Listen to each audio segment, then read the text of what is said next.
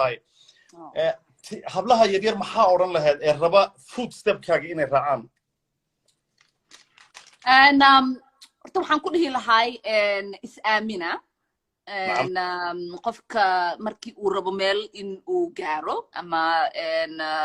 uu hami leeyahay waxaa koo muhiim ah in uu asiga is-aamino in hamigaasaytii uu fulin karo and then kabacdi waxaa muhiim ah in dadka oo aad la kulmi doontid ay isku jir noqon doonaan dadku dhahayo waxaanay timo ku suurtagalaayo iyo dadku dhahayo hore u soco inaad kala baratid qofkii oo daacad ay ka tahay iyo qofkii aynan ka ahayn aad suubsatid saaxiibo iyo circle oo fiican oo adiga ku fududaynayo sidii aad ku noqotid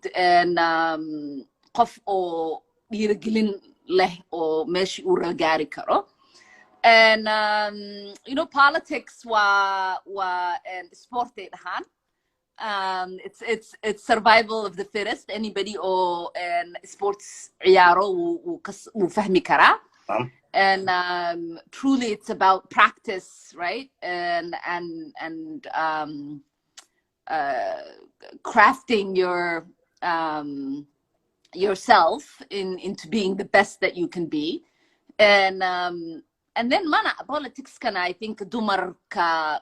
way u adag tahay because dadka badanaa ma aaminsana inaana ka leaders aan noqon karno inaan wax maamuli karno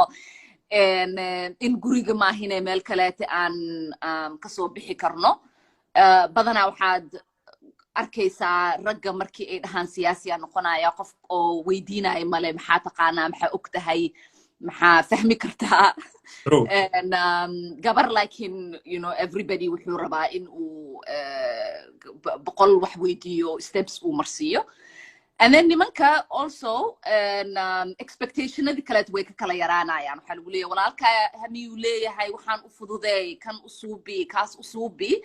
gabadha waxaa laga rabaa iyada wixii oo dhan inay suubiso and then hamigeedina iyada inay gaarto waxbarashada taas waaye wax kasta gabar ay raadsanayso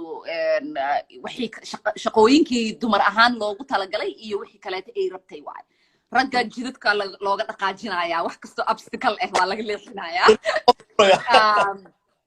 so you know